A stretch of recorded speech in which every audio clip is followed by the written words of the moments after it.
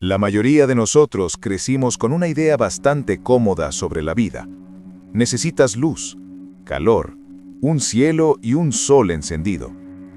Pero a 4 kilómetros bajo tierra, donde el aire pesa, la roca cruje como si respirara y la oscuridad no tiene mañana, encontraron algo que no debería existir. Agua atrapada durante millones de años, aislada, antigua, quieta, y dentro de ella, vida. No plantas, no animales, no algo que puedas mirar a los ojos, microbios, organismos diminutos que sobrevivieron sin un solo rayo de sol, alimentándose de la química brutal de la piedra, del agua y de la radiación natural de la propia Tierra, como si el planeta, en sus entrañas, hubiera aprendido a incubar vida en secreto. Y aquí es donde la historia se pone incómoda, porque si la vida puede resistir así en nuestro mundo, enterrada, silenciosa, casi borrada del tiempo, entonces Marte deja de ser un desierto muerto y se convierte en una pregunta mal formulada. Tal vez nunca debimos buscar vida sobre Marte, tal vez debimos buscarla debajo. Y lo más inquietante no es esa posibilidad. Lo inquietante es que la NASA lo sabe desde hace décadas. Vamos a bajar. No a Marte, todavía no. Primero hay que entender lo que pasó aquí, en la Tierra. En Sudáfrica, a casi 4 kilómetros de profundidad, en la mina de oro de Monponen, los científicos encontraron algo que no encajaba con la idea clásica de vida. No había luz, no había contacto con la superficie, solo roca caliente, humedad sofocante y agua atrapada durante millones de años en fracturas del subsuelo. Y dentro de esa agua había vida, microbios, organismos diminutos que no dependen del sol, ni de plantas, ni de ninguna cadena alimentaria conocida en la superficie. Sobreviven gracias a reacciones químicas entre el agua, la roca y la radiación natural del subsuelo. En otras palabras, la Tierra puede sostener vida en completa oscuridad, usando geología en lugar de luz. Eso ya sería impactante por sí solo, pero no fue un hallazgo aislado. Con el tiempo, descubrimientos similares aparecieron en otras minas, perforaciones profundas e incluso bajo ambientes helados. La conclusión empezó a ser incómoda. Tal vez la superficie de un planeta no es el mejor lugar para buscar vida. Tal vez solo es la parte más visible y más engañosa. Y entonces, la pregunta se volvió inevitable. Si aquí, en nuestro planeta, la vida logró resistir millones de años enterrada en silencio, ¿por qué Marte tendría que ser distinto? Porque Marte también tiene roca, también tuvo agua, y bajo su superficie podría haber protección frente a la radiación, calor residual y energía química suficiente para mantener organismos microscópicos durante tiempos impensables. Ahí fue cuando la astrobiología cambió de dirección. Lo extraño es que casi nadie fuera de ese mundo pareció notarlo. Marte, visto desde arriba, parece un mundo muerto.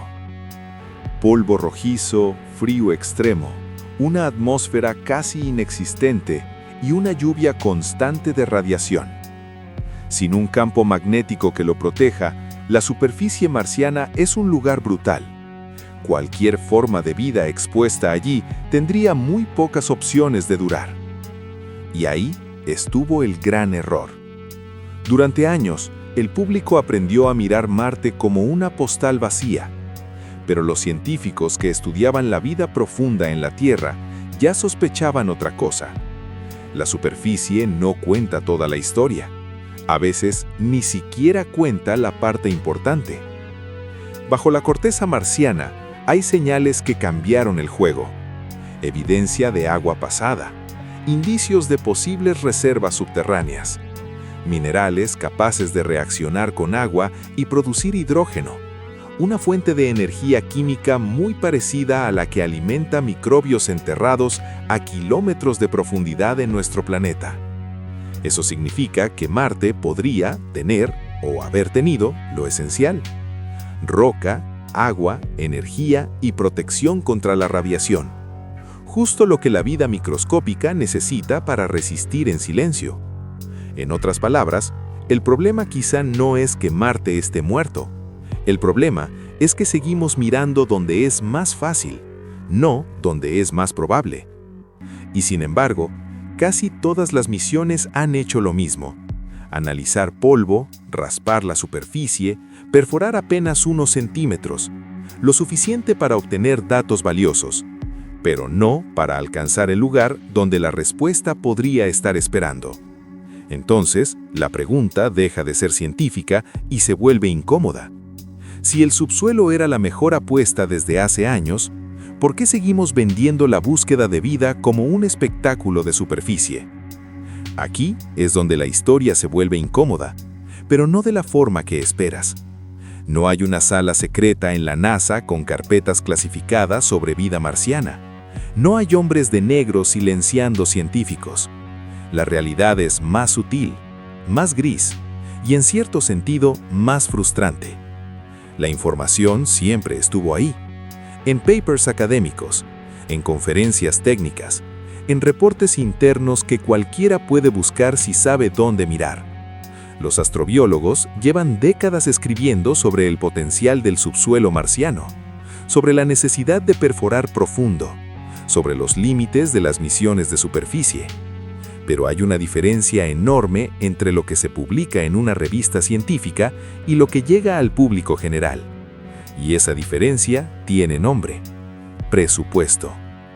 Enviar un rover que tome fotos panorámicas y analice rocas es caro, pero enviar una misión capaz de perforar kilómetros bajo la superficie marciana es otra categoría de caro. Hablamos de tecnología que apenas estamos desarrollando, de riesgos técnicos enormes, de años adicionales de planificación y, sobre todo, de un problema político. ¿Cómo le vendes al Congreso una misión que tal vez no encuentre nada visible, nada fotografiable, nada que funcione en un titular? Las misiones espaciales necesitan apoyo público, y el apoyo público necesita imágenes, momentos, historias que se puedan contar en 3 minutos en las noticias de la noche. Un rover recorriendo Marte es televisión. Un taladro enterrado en silencio durante meses, buscando microbios invisibles, no lo es. Entonces ocurre algo curioso. Los científicos saben cuál es la mejor apuesta. Los documentos lo reflejan, pero las misiones que se aprueban, se financian y se anuncian con bombos y platillos son las que pueden generar portadas, las que pueden justificar presupuestos ante políticos que necesitan resultados visibles antes de la próxima elección. No es una conspiración, es algo peor. Es un sistema que premia lo espectacular sobre lo profundo. Y mientras tanto, el subsuelo de Marte sigue ahí, intacto, sin explorar, guardando lo que sea que guarde en un silencio de millones de años. Lo más irónico es que la tecnología para perforar profundo ya existe en concepto. Hay proyectos, hay propuestas, hay científicos que llevan carreras enteras empujando esta idea.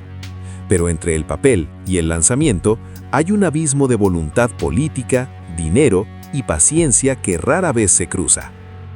Y si la respuesta a una de las preguntas más grandes de la humanidad está esperando solo a unos kilómetros bajo la superficie marciana, y si llevamos décadas mirando el lugar equivocado, no por ignorancia, sino por conveniencia, hay algo perturbador en imaginar vida que no necesita testigos.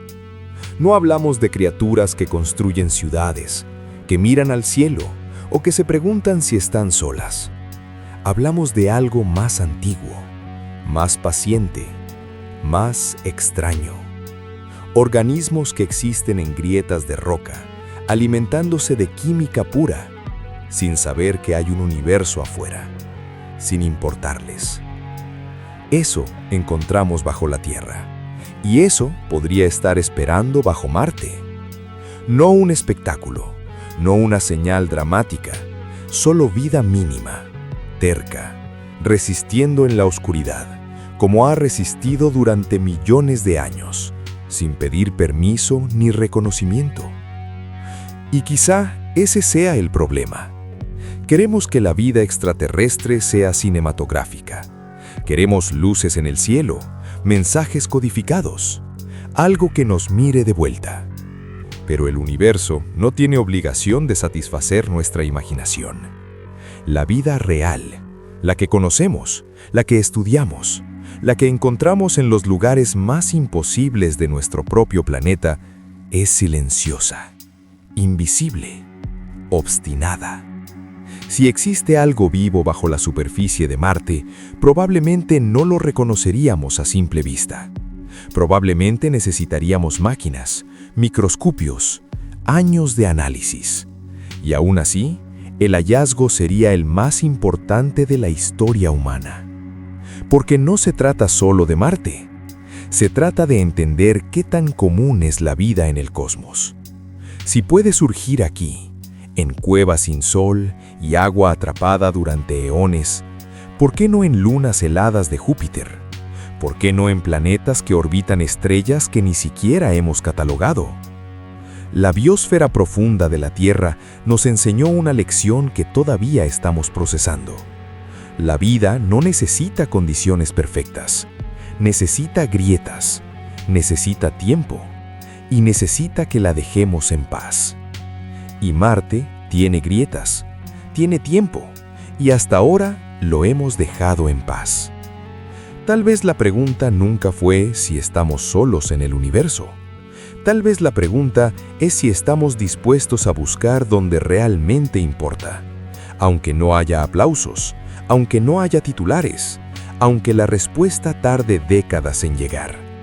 Porque si la vida más resistente que conocemos sobrevivió millones de años sin sol, enterrada silenciosa bajo nuestros pies, ¿qué nos hace pensar que el silencio de Marte significa ausencia? A veces, el silencio solo significa que todavía no hemos aprendido a escuchar.